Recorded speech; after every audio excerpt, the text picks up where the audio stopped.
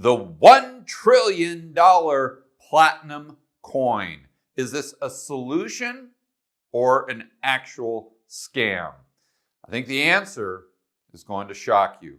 I'm going to explain this to you in 3 simple, fast steps. Step number 1, let's go over how it would work, or maybe would it work would be a better question. Most of you have seen this in the news, where Janet Yellen and Paul Krugman have been talking about minting this $1 trillion platinum coin. Well, how would this actually benefit the government or bail them out of this current debt ceiling crisis? Let's go through the balance sheets of the entities involved. We'll start with everybody's favorite, your government and your drunk, insolvent Uncle Sam, spending money like a drunken sailor, running up the debt to 28 trillion, 30 trillion, 50 trillion. Who knows where it's going to be in the next couple years.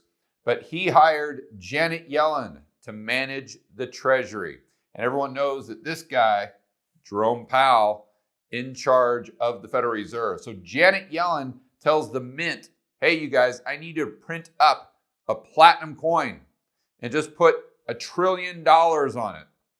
They say, okay, good enough. And she just FedExes it over to Jerome Powell. He puts that in his back pocket. But that actually goes onto the balance sheet of the Federal Reserve, even though it's in Jerome Powell's pocket.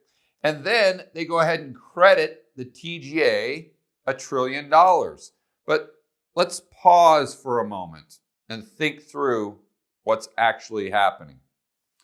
So this platinum coin is now $1 trillion asset on the balance sheet of the Fed. Well, how do they credit the TGA's account? How do they give Janet Yellen an extra $1 trillion to now spend into the economy, pay off debt, send out stimmy checks, whatever she wants to do with it? It's not as though they take gold bars or they take green pieces of paper and put them into this TGA account. They just simply go over there and type in an extra $1 trillion into her account balance. And then she can go ahead and send out those checks into the real economy, and the businesses, entities can deposit those checks at their local bank. Done deal. So to answer the first question, would this actually work? The answer is yes. There's nothing to prevent Janet Yellen from minting up $1 trillion platinum coin and basically selling it to the Federal Reserve and then crediting her account with an additional $1 trillion in bank reserves denominated in dollars. And I say that because these bank reserves, although they're denominated in dollars, they don't circulate in the real economy. That's a completely different video. We'll save that for another time. Don't want to get too far down that rabbit hole. So the question then becomes, is this an actual solution? The answer there is no, because this would create more problems than it solves, like most government intervention. So let's think this through. We've got the real economy. Your drunk, insolvent Uncle Sam or Janet Yellen spending those dollars into the real economy that they just received from the Fed buying their platinum coin. But usually when the government spends money into the real economy, they have to extract the money first through taxation or by selling bonds, treasuries, increasing their debt. Janet Yellen goes to auction and says, hey, we've got $50 billion worth of treasuries we need to sell. Entities or individuals in the private sector, they buy those treasuries. Therefore, those dollars come out of the real economy, and then she spends them back into the economy. So on net balance, there isn't an increase in dollars. But if they did the platinum coin, that would change, because they're not taking those dollars out to begin with. They're only spending them back into the economy. So on net balance, the amount of dollars circulating in the real economy would actually increase. And I've got the bullet points right here. They spend money without having to increase the debt. So this is why it would solve the problem of the debt ceiling crisis, but it doesn't stop there. It wouldn't pull dollars out of the system. It would create new dollars in the system, which would lead to the consumer price inflation we have seen in 2020 and 2021. Although this may be a solution for the debt ceiling, your drunk, insolvent Uncle Sam or Janet Yellen, it's definitely not a solution for the real economy, the average Joe and Jane, because that consumer price inflation, which is created by the monetary inflation first and foremost, disproportionately affects the poor and middle class negatively, because a larger portion of their paycheck is actually allocated to the things that are going up in price. You compare that to a millionaire, and not much of their paycheck is going to buy food, shelter, or energy. So what are the probabilities this platinum coin actually comes to fruition? Very, very low. In a recent interview, Janet Yellen herself told CNBC, no, we're not considering a platinum coin. That's just a gimmick. The 900 PhDs at The Economist, the respected academics and scholars, we would never consider something that's just trivial, just this tomfoolery that the media likes to talk about. It's not appropriate for an adult conversation. Editor, let's cut to the clip. Could minting $1 trillion coin solve the United States' debt problem? Sounds like an absurd idea, but has rallied support from notable economists like Nobel Prize winner Paul Krugman. He suggests the Treasury Secretary could mint the coin. Mint the coin hashtag is even trending on Twitter, but Treasury Secretary Janet Yellen begs to differ. I'm opposed to it, and I don't believe that we should consider it seriously. It's really a gimmick, and what's necessary is for Congress to show that the world can count on America paying its debts. So now you see how this was originally Paul Krugman's idea, but Janet Yellen isn't taking it seriously. The part I want to focus on is where she calls it a gimmick. It's really a gimmick. So she may see the platinum coin as some sort of scam, but is it any more of a scam than quantitative easing, our economy, or our entire monetary system? That's what we're going to explore right now. Step number 2. We know Janet Yellen thinks the coin idea is absolutely ridiculous. Oh, that's just stupid. That's a joke. That's a gimmick. Gimmick. She tells CNBC. It's not something serious like quantitative easing. Let's explore that for a moment.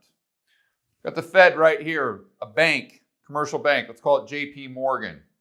So when they do quantitative easing, the Fed says to JP Morgan, we want to buy some treasuries or mortgage-backed securities.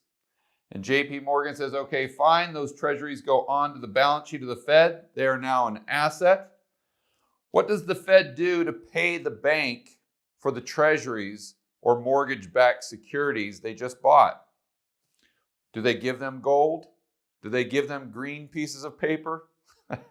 No, they just go over to their reserve account, which is a liability of the Fed, and they just print bank reserves, fugazis, denominated in dollars out of thin air.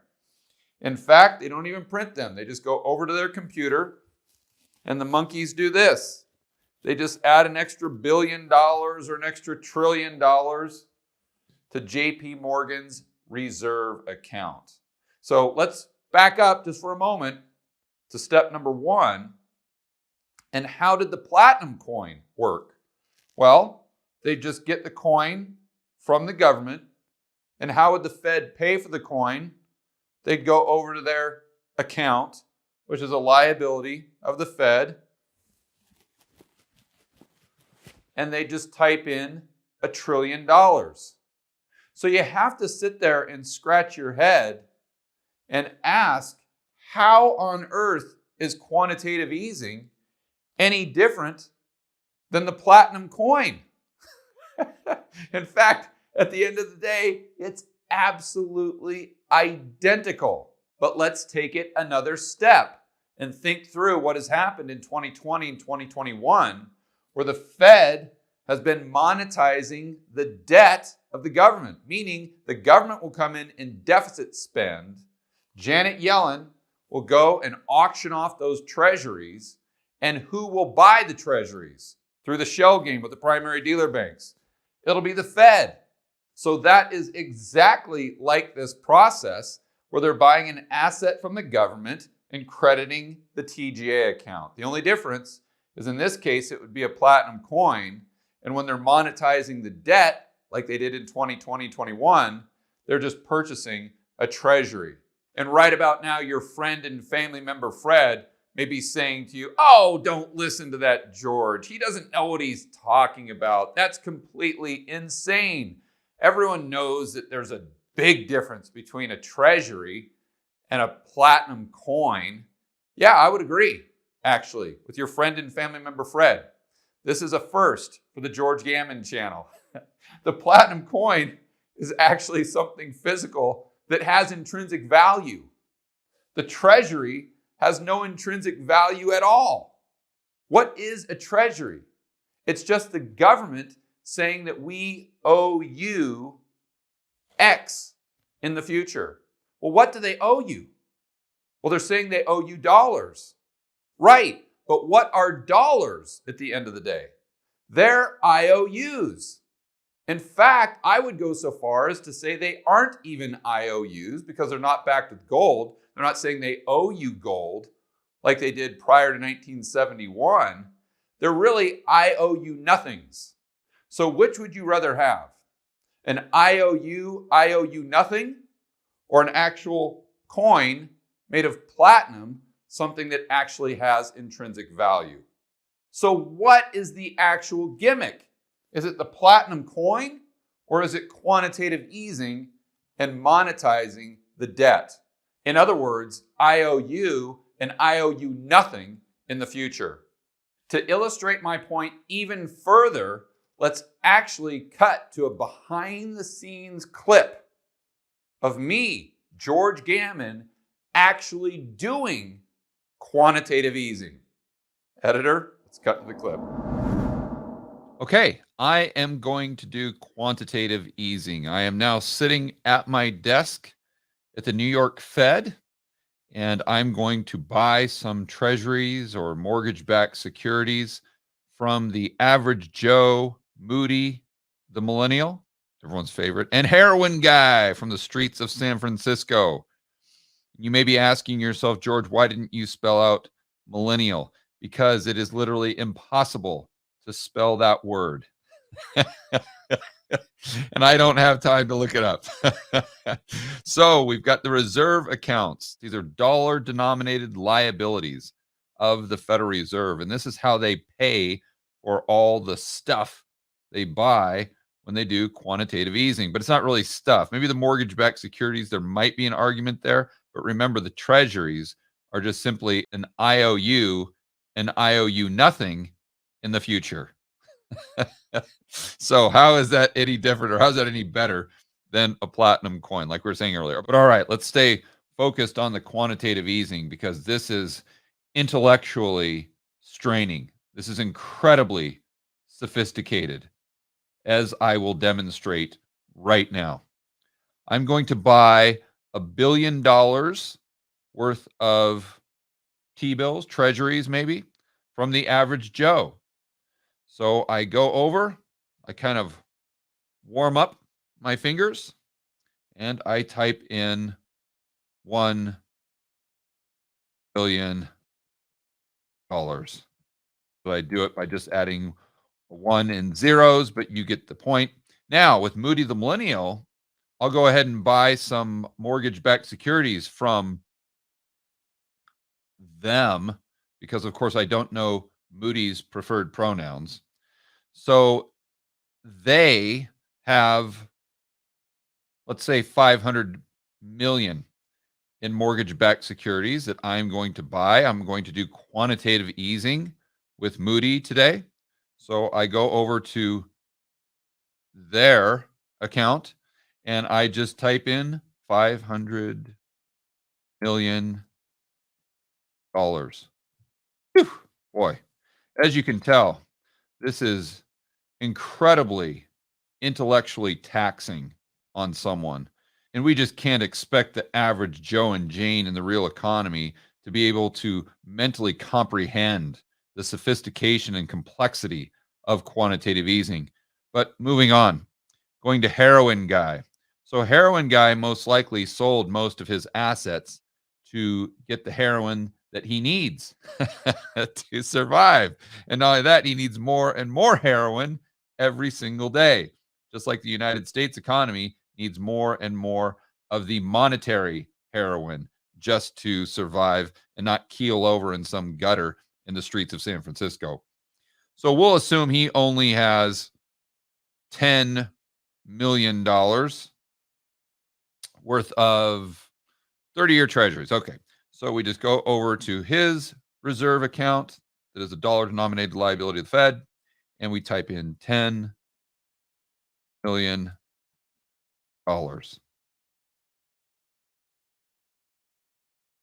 There you go. That is quantitative easing. And if you think I'm joking, if you think I'm being ridiculous, if you think I'm being over the top, you are mistaken. This is exactly how it works. So I would pose a question to you, the viewer watching this. Is the process I just went through, where I purchased, call it $1,510,000,000 in quote unquote assets through quantitative easing, is that any less of a gimmick than a $1 trillion platinum coin? And to take it a step further, this is exactly how Wells Fargo, Bank of America, Chase Bank creates dollars in the real economy.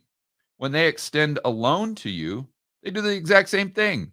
If I was working at a bank right now and wanted to extend a loan for, let's say, $1 trillion to the average Joe, it would be the exact same process. I'd go over to my screen and let's say this is his bank account, and I would just type in $1 trillion.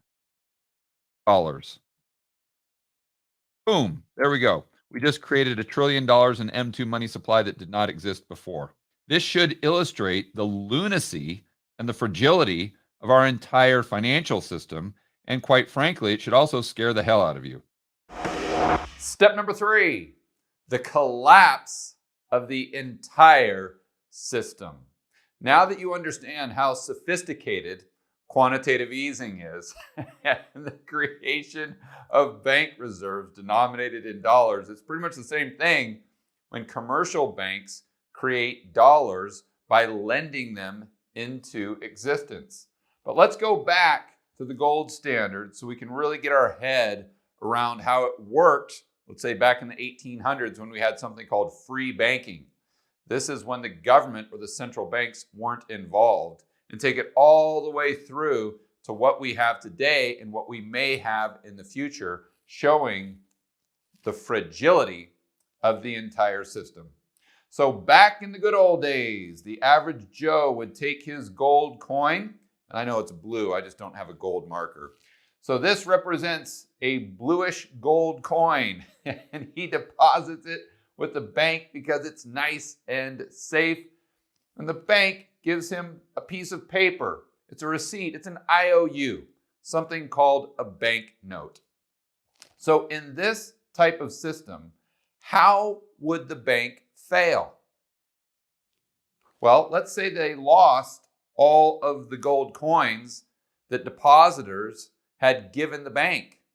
Now, all of a sudden, when they take their banknotes into the bank to get their gold back, there's nothing there. Therefore, the bank fails. They're bust. They go out of business. But the key to understanding this example is gold. Gold, a physical precious metal, money itself, if you will, is what backed up the notes. It was something that the bank couldn't create out of thin air. It wasn't a fugazi. It wasn't just an electronic digit on a keyboard. It was something physical that, again, the bank could not create. So let's fast forward to what we have today with our banking system. It looks something like this. The average Joe takes his banknote and gives it to the bank, and then they give him banknotes in return, or at least access to those banknotes. But how would this bank go out of business? Because you see, in the first example, the bank couldn't create gold, but in the second example, the bank can create dollars. In other words, it can create what it owes the average Joe. So regardless of what happens to the asset side of this bank's balance sheet, there's nothing that prevents them from going over to the screen in the morning, taking that sip of coffee, and just doing this, typing extra digits into Joe's account that he can use to purchase goods and services. So this is kind of a head scratcher, and it's tough for people to really understand. But the bottom line is, in the first example, the constraint was gold. In the second example, the constraint are simply the rules the banks themselves agree upon. So let's look at the GFC and Washington Mutual. That was a bank that went bust. But was there anything preventing them from typing electronic digits into the computer screen of those who had deposits with them? Absolutely not.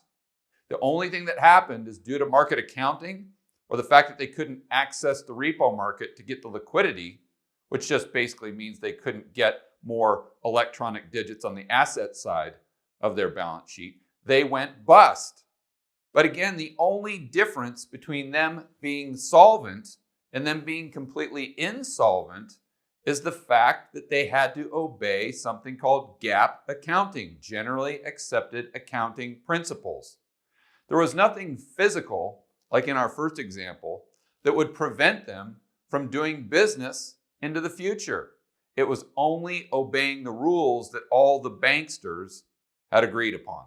To illustrate this idea a little bit better, I've got a visual right here. So we've got Bank ABC and 123. If 123 transfers a liability over to ABC, let's say a customer deposit. So it'd be just like you transferring $1,000 from your friend who banks at a different bank. Your bank would have to transfer that $1,000 liability to your friend's bank. So they can't just transfer them a liability, or else they'd have negative equity. They also have to transfer them an asset. Let's just say it's a bank reserve. So Bank 123 would have to have assets on their balance sheet to transfer over to ABC. Because when ABC has to transfer liabilities, well, then they would have to transfer assets as well. That's the way the rules work. But let's think this through. If we moved into a scenario where there were only two banks, let's say in the entire country, Bank ABC and 123, and they could change the rules because they're only interacting with one another. So they could just say, hey, Bank 123, when you send me a liability, or the next time you send me a deposit denominated in dollars, then don't worry about it. You don't have to send me any assets, because when I send you a deposit, then I'm not going to send you any assets. In this example, how could either bank go bust? They couldn't. So now that you understand the idea and the concept, what difference does it make? Because in the past few decades, we've seen the amount of banks in the Western world, the United States and Europe, really shrink. They've consolidated. So we have a lot fewer banks today than we had, let's say, in the 1980s or the 1990s. The fewer banks we have, the easier it is for them to change the rules. Let's take it one step further. What happens if we have a central bank digital currency? So then you can get your auto loan, you can get your mortgage, you can get your next credit card from Jerome Powell. If this plays out, which I think there's a good chance it does, and I think a lot of you watching this video would agree with me, then we go from a system where the constraint was gold to a system where the constraint was the rules to a system where they could bend the rules whenever they wanted to because there were only two entities involved in the transaction, to a system where there are no rules whatsoever, because the transactions would only occur on the balance sheet of one bank, the central bank, the Federal Reserve. This would turn into a monetary dictatorship. What does that mean specifically? It means they could control the amount of credit and who gets credit. They could control the interest rate, and they could also control who in the economy gets dollars and who does not get dollars. This type of power and control could be in the hands of a small group of individuals, an entity, or possibly even one individual.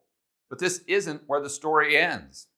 Even if we go to a central bank digital currency, and even if the Fed is the only bank in the entire country, there still are constraints on the Fed.